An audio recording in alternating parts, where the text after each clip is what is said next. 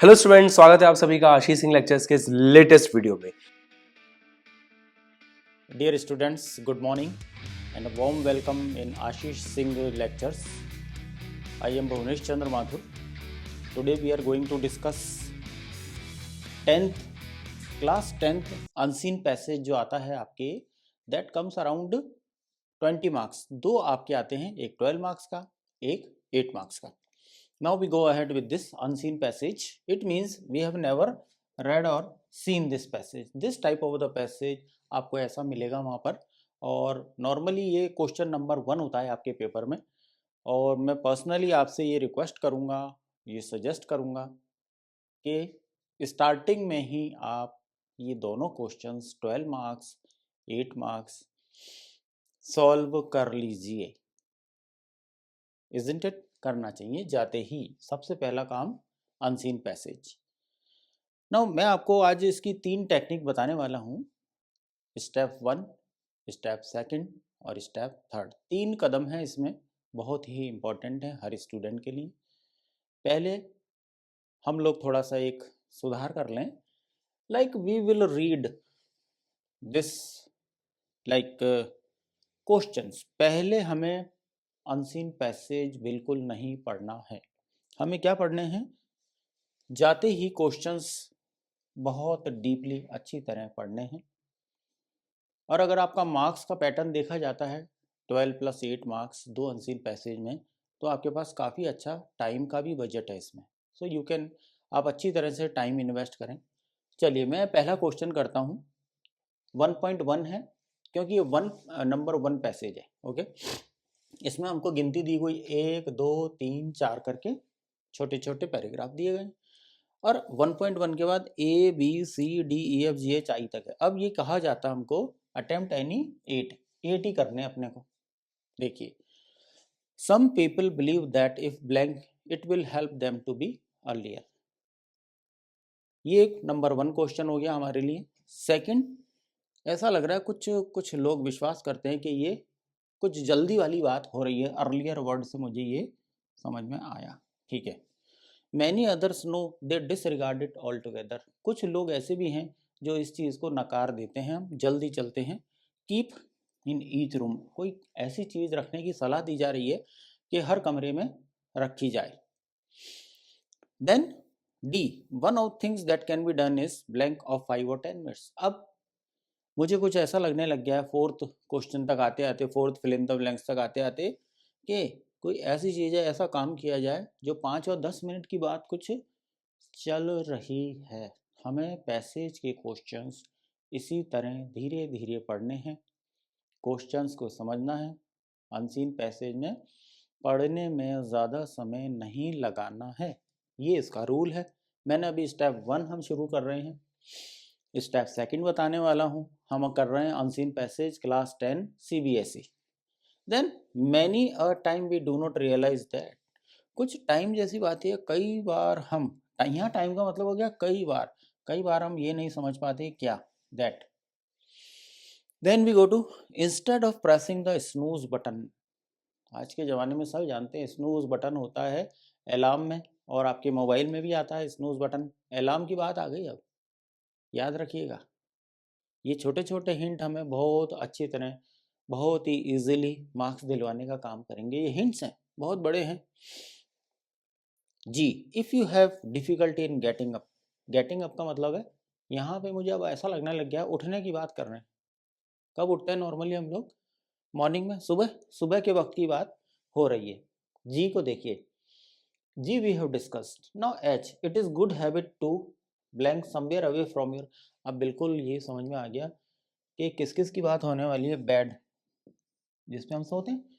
तो कुछ ऐसा लगने लग गया सुबह उठने वाली कुछ आदत की बात ये पैसेज में हमसे की जाएगी। आया आपको? क्लियर हुआ ये मैटर?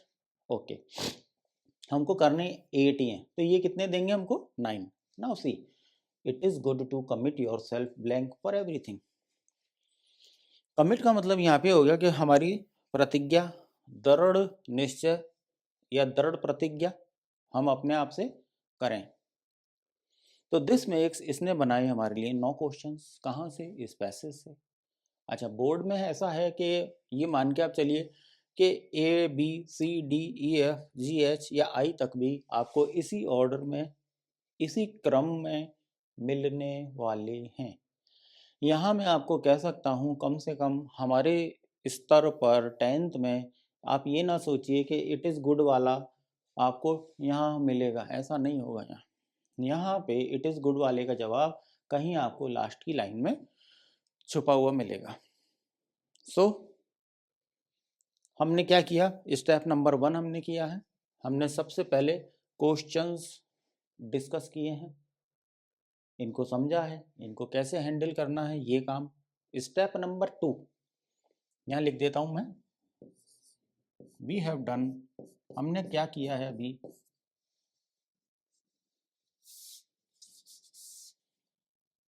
स्टेप फर्स्ट क्या था, हमने सबसे पहले क्वेश्चंस कंसीडर किए हैं, इनको पढ़ के देखा है, समझने की कोशिश की है।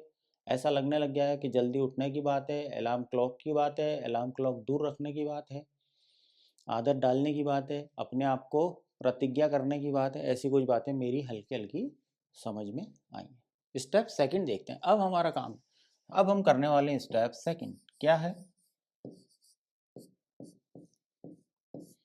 दिस टेक्निक, ये टेक्निक आपको कम से कम नहीं तो 20 में से 20 मार्क्स दिलवाने का काम करेगी। देखिए अब नाउ वी रीड क्विकली, समझने की कोशिश करते हैं। कीप योर वॉच एक्यूरेट, अपनी घड़ी को सही समय पे रखिए, बिल्कुल उसमें सही समय होता रहे ऐसे रख दीजिए। For some people moving up the time on their watch will help them get up earlier, कई लोगों के लिए फॉर सम पीपल, ये छोटे छोटे वाक्य आपको बहुत, ये जो आया सम पीपल, जैसे मैंने ये बताया आपको, क्या होगा, moving up the time on their watch will help them get up earlier. Moving up का मतलब यहाँ इनका मतलब है कि मैंने घड़ी में समय आगे एडजस्ट कर दिया, 10 बज रहे हैं तो मैंने 10:10 कर दिए, या 10:15 या 10:05 कर दिए। मूविंग अप का मतलब यहाँ पे ये है। चलिए और आगे चलते हैं। दूसरों के लिए, for others, they will remember that the time on the watch is wrong and will disregard it all together. मतलब दूसरों के लिए उनको क्या याद रहेगा कि मेरी घड़ी में तो मैंने समय गलत कर रखा है, और वो इस बात को नकार देंगे सुबह उठते समय। अलार्म शाम के लिए थोड़ी लगाया जाता है, सुबह के लिए normally. It may be help to set your watch just 2 minutes ahead, क्या कहते हैं इस लाइन में, कि ये आपको मदद करेगा, आपको कुछ आगे ले जाने में। कैसे, 2 मिनट आगे कर लीजिए अपनी घड़ी, 5 की जगह या 10 की जगह। ये हमने डिस्कस किया नंबर 1, इसकी चर्चा हो गई है नंबर 1 की। आपको इसमें कम से कम 2 सवालों के जवाब फिल इन द ब्लैंक्स मिलेंगे। Now we go to second number. घड़ी रखिए, फ़ोन रखिए, कंप्यूटर या कुछ भी जो आपको टाइम दिखाता है हर रूम में अपने घर के, ये कह रहे हैं। और सबसे सरल तरीका क्या है, one of the easiest ways to run late is simply by not realising that the time is passing away. इस बात को ये मतलब है, सबसे सरल तरीका क्या है, आप चाहें अपनी ज़िंदगी में लेट होइए, सबसे सरल तरीका क्या है, समय की कीमत ना समझना, और समय तो अपनी गति से बीतता रहता है, ये इस लाइन में हमको बताया गया है। तो we have discuss number 1, number 2, we go to number 3। अभी हमारा स्टेप सेकंड चल रहा है। मैं दोबारा याद दिला दूं आपको, स्टेप 1 में हमने सिर्फ क्वेश्चंस पढ़े थे, अभी हम पैसेज स्टडी कर रहे हैं। ओके, ये कहते हैं आपकी सेट ऑल योर क्लॉक्स, यानी दीवार घड़ी या वॉचेस जो हाथ पे बांधी जाती हैं, सब में एक सा समय कर दीजिए। कहते हैं आशावादी मत रहिए, ऑप्टिमिस्ट, ऑप्टिमिस्ट का मतलब आशावादी, क्योंकि वस्तुएं और सेवाएं कुछ देरी भी हो जाती है उनमें जितना हम सोच के चलते हैं, है ना, इवन विदाउट मेजर डिलेस। कई बार कुछ कुछ चीज़ों में डिले हो जाती है जो कि हमने सोचा भी नहीं है। अगर आपका रात के भोज का अपॉइंटमेंट 7:30 का है, तो आप ये सोचिए कि आपको 7 बजे जाना है, आप 7 बजे, don't think you can work till 7 PM। इस बात का मतलब है आप ये ना सोचिए कि 7 बजे तक मैं काम कर लूँगा, थोड़ा जल्दी निकलिए, जो भी आपको तैयार होना है, नहाना है, ड्रेस पहननी है, समय पर पहुंचना, ये सारे काम कर लीजिए। ये बहुत इंपॉर्टेंट लाइंस होती हैं।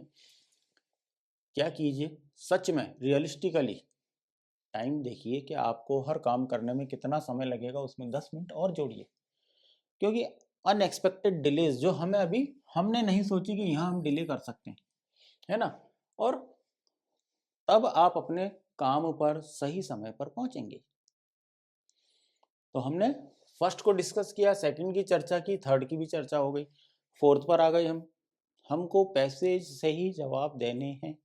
पैसेज को ही यूनिवर्स कहा जाता है। अपने मन से कोई भी जवाब देने की कोशिश हमें अनसीन पैसेज में नहीं करनी है। ये सबसे बड़ा क्वेश्चन है, एक शब्द चेतावनी का।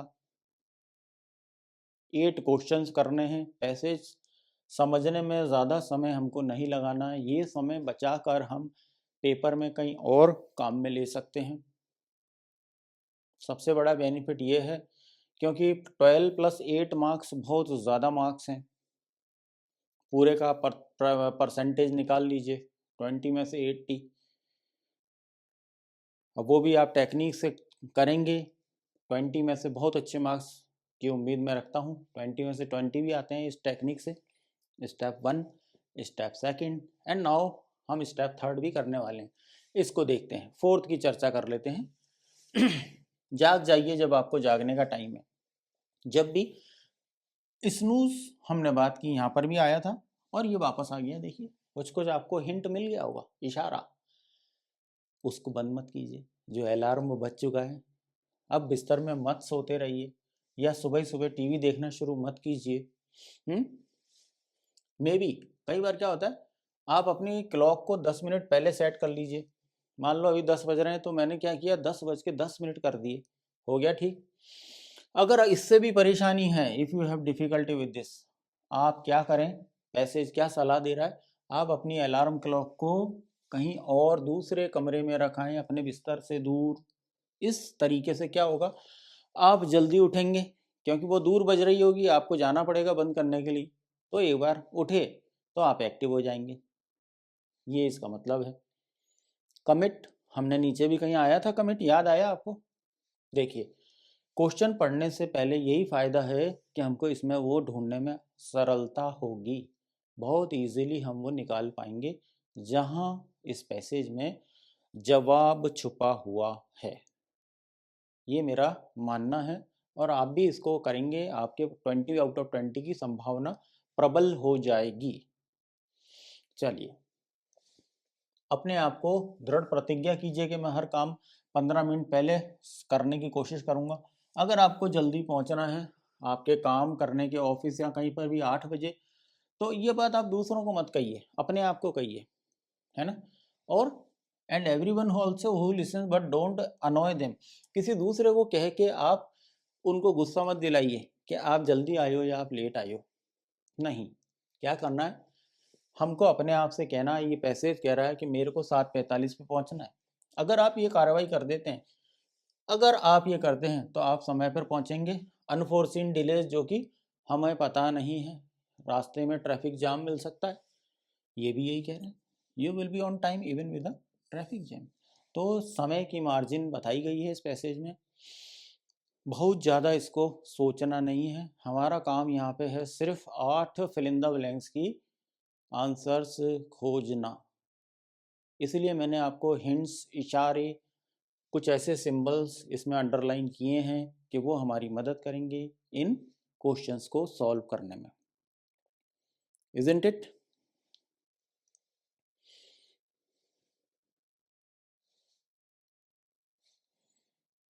Now we go to discuss questions. Okay, ये कौन सा स्टेप हो गया? अब now we are going to discuss step, sorry,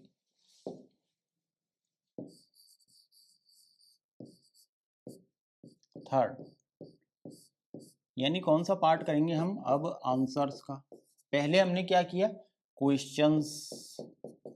फिर हमने क्या किया? We read the passage. वापस से मैं और आपको बताना चाहूँगा, स्टेप 1 में हमने क्या किया? क्वेश्चंस पढ़े। एग्जामिनेशन हॉल में जाते ही क्वेश्चंस पढ़ने हैं। फर्स्ट पैसेज सॉल्व करने की मैं आपको सलाह दूंगा व्यक्तिगत रूप से। सेकंड पार्ट में मैं कहूँगा, सेकंड स्टेप में पैसेज को पढ़ लीजिए, ज़्यादा समय मत लगाइए। स्टेप थर्ड में हमको आंसर्स इसके निकालने हैं, इसी से निकालने हैं, और आपको इसी क्रम में आंसर भी छुपे हुए नजर आएंगे।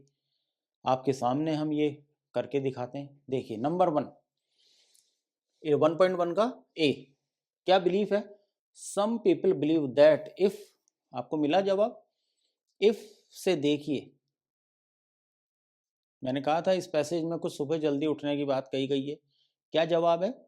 सम people believe that if moving up the watch it will help them to be earlier. आया कहीं मूविंग अप द वॉच की बात आई? Moving up the time on their watch आ गया। आपको इसी क्रम में मिलेंगे। ये ना सोचिए कि क्वेश्चन नंबर जी कहीं नंबर 1 लाइन में मिलेगा। नो, ऐसा नहीं होगा। इस बात को मैं आपको भरोसा दिलाता हूँ, ठीक है। तो इसका जवाब हो गया some people believe that if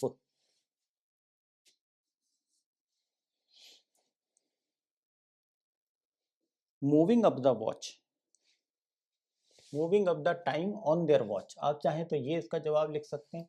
just a minute, let me erase this.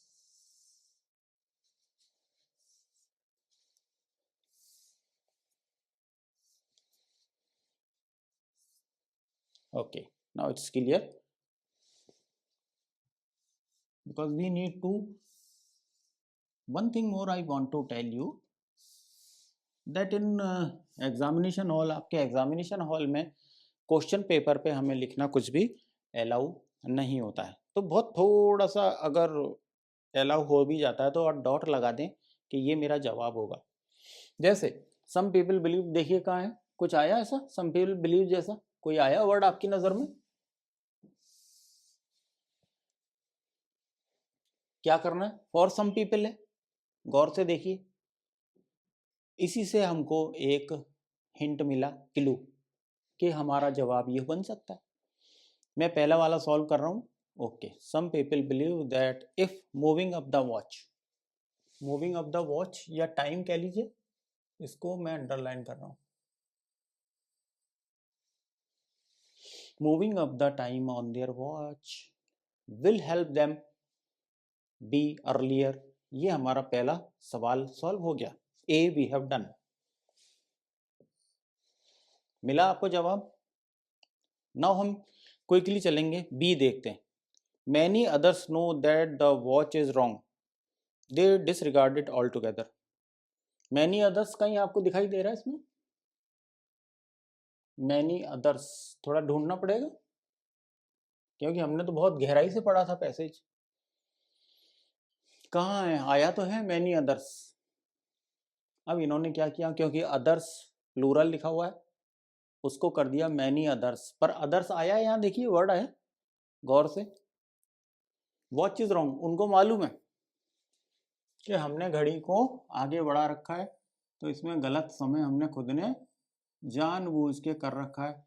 Disregard आई बात, आ गया, मैच हो गया, डिसरिगार्ड इट ऑल टुगेदर। देखिए नंबर 1 वाली लाइन में हमको 2 जवाब मिल भी गए। हमने देखा क्वेश्चंस सबसे पहले, पैसेज उसके बाद, आंसर्स हमको ऑटोमेटिकली मिलने लग गए अपने आप, एक के बाद एक, इसी ऑर्डर में ये अरेंज किया गया है। थर्ड को देखते हैं, यानी सी। सो हमने ए कर दिया, बी कर दिया, सी की क्या चीज रखने की बात कही गई है? कुछ ध्यान आया? जरा सा सोचिए, 5 सेकंड, ज्यादा नहीं। कीप क्या चीज? इन ईच रूम, देखिए, अरे ये तो बिल्कुल यहाँ लिखा है। कीप क्या करना है? A clock. In each room लिखा है, ईच रूम आ गया, हमारा सी मैच हो गया। Any problem? कोई इसमें परेशानी लगी? नो, कुछ भी नहीं। Now we go to D. D को करके देखते हैं। One of the things that can be done is, एक चीज की जा सकती है, यही मिलेगा आपको, एक चीज की जा सकती है। एक चीज क्या की जा सकती है? One thing can be done. अब देखते हैं क्या जवाब हो सकता है। One of the things that can be done is, one of the things that can be done is, कौन सा सवाल है मेरा ये? डी। अरे D, one of the things that can be done is each step of 5 और 10 minutes, कुछ ऐसा है।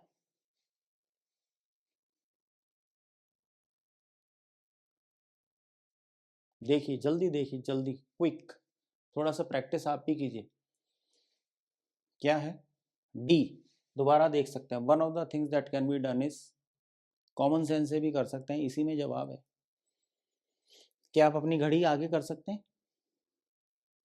इन्होंने भी यही कहा, one of the things that can be done is, थोड़ा जल्दी आप भी ढूंढिए, मैं भी ढूंढता हूँ। One of the things, one of the कुछ बात आई है कहीं, 5 और 10 मिनट्स थोड़ा ढूंढिए आप भी, मैं भी ढूंढता हूँ। आया कहीं पे? क्या करें? हर step, one of the things that can be done is, each step, कुछ है छुपा हुआ? मैं आपको इतना हिंट दे रहा हूँ, ढूंढिए।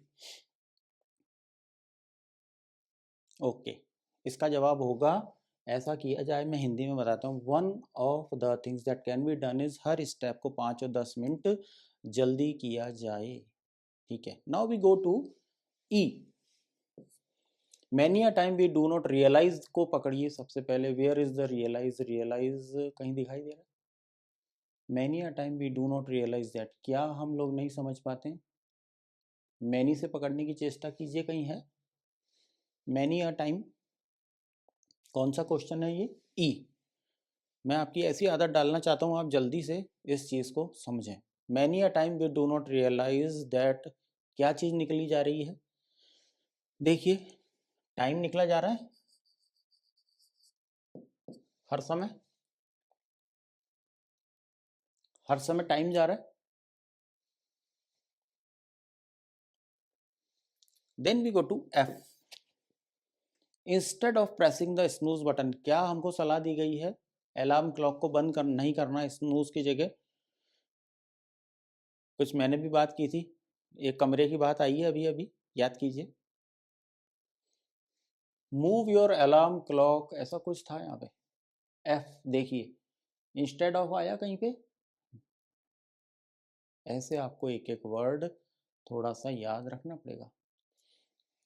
Instead of pressing the snooze button, keep on lying bed and watch TV in every start of your, may be try even setting your clock 10 minutes earlier. ये मुझे दोबारा पढ़ना पड़ गया है इसी वजह से। असली जवाब यहाँ है, इसको मुझे अच्छी तरह हैंडल करना है। क्या करना है? Move your alarm clock to somewhere away from your bed. Instead of pressing the snooze button, यानी अलार्म को बंद करने की जगह मैं क्या करूं? मैं बिस्तर में सोता रहूं? नो, हमको देना है जवाब, instead of pressing the snooze button, move your alarm clock to somewhere else away from your bed. ये इसका जवाब बन गया। कुछ गड़बड़ हो रही है? कुछ ऐसा लग रहा है कि 2 सवालों का जवाब एक सा होगा? यस होगा। We have 9 questions, fill in the blanks. हमको 8 ही करने हैं। मैं दोबारा याद दिलाता हूँ आपको। तो 2 का जवाब कभी कभी आप सोचेंगे एक सा हो रहा है, इट में भी पॉसिबल हो सकता है जी। If you have difficulty in getting up, दोबारा हमको ये करना पड़ेगा क्योंकि दोनों का जवाब एक ही है, 9 करने हैं। इसका जवाब होगा, if you have difficulty in getting up, keep. अब की बार मैं क्या जवाब दूंगा? Keep your alarm clock in nearby room, पास वाले कमरे में रख दीजिए। ये इसका जवाब हो गया। So we have discussed A, B, C, D, E, F, G. It is good habit to, क्या गुड हैबिट है? ये क्वेश्चन आप कीजिए। मैं जाता हूं लास्ट वाले पे। It is good to commit yourself, क्या करने के लिए? हर वक्त मैं क्या करूं? It is good to commit yourself. Commit की बात आई है कहीं पे? Commit yourself to being 15 minutes early for everything. ये हो गया हमारा आई का जवाब, commit yourself. It is good to commit yourself 15 minutes early for everything. तो देखिए, पैसेज को पढ़ने में मैं वापस से आपको बताना चाहूँगा, समय बहुत ज़्यादा नहीं लगाना। क्वेश्चंस को समझने में, पढ़ने में अच्छा समय लगाइए। थर्ड स्टेप में हमको answers fill in the blanks, क्योंकि जो नेक्स्ट पैसेज है उसमें आंसर्स हमको लिखने हैं एज पर द पैसेज। यहाँ हमको सारा खाली फिल इन द ब्लैंक्स करनी थी, तो फिल इन द ब्लैंक्स हमको इसी से मिलेंगे। मैंने आपको कहा था कि एक के बाद ए बी सी डी ऐसे करके हमको एक ऑर्डर में मिलेंगे, क्रम वाइज। ऐसा आपने देखा इसमें कि आई का जवाब बहुत मतलब पहले वाले इस लाइन में कहीं है? नहीं, ऐसा नहीं होगा इसमें। The board paper will be set in this manner, एक के बाद एक आपको जवाब मिलते जाएंगे। हमें अपने मन का जवाब इसमें बिल्कुल नहीं लिखना है। जो कुछ इंफॉर्मेशन सूचना इसमें दी गई है वो ही हमको इसमें अप्लाई करनी है, वो ही हमको जवाब लिखने हैं। So this can be done, ये ऐसे कीजिए कि आपको टेक्निक मैंने आपको बताई है, how to get 20 out of 20। This will be applicable. ये आप लगाएं इस विधि को। पहले स्टेप 1 हम कंक्लूड करते हैं, क्वेश्चंस पढ़ें, सोच लें मैं इनमें से कौन से 8 कर सकता हूं अच्छी तरह। ये आप पढ़ेंगे, आपको पैसेज की सारी जो कंटेंट है, जो सब्जेक्ट है, उसमें जो विषय दिया है समझ में आ जाएगा। स्टेप सेकंड में वापस से पैसेज को पढ़िए अच्छी तरह से, एक बार, इतने ज़्यादा नहीं पढ़ने की आवश्यकता नहीं है, 2 बार बहुत है, क्योंकि थर्ड में आप वापस क्वेश्चन पढ़ेंगे, आपका ब्रेन उसी हिसाब से काम करेगा और आपको एक के बाद एक यहाँ पर छुपे हुए आंसर्स मिलने लग जाएंगे। देखिए, हमने जैसे डिस्कस किया सम पीपल, हमने चर्चा की मैनी अदर्स, तो अदर्स से हमने वो कैच किया। एक चीज़ कीप से हमको आइडिया हुआ कुछ रखने की बात चली है पैसेज में, तो इस तरह की प्रैक्टिस आप भी कीजिए और ये सारे आंसर्स आपको इसी में मिल जाएंगे। सो बहुत बहुत शुक्रिया आपका आने का, और कोई क्वेरी है आप ज़रूर मुझे बताएं। Thank you very much and good luck to all of you in your coming exams.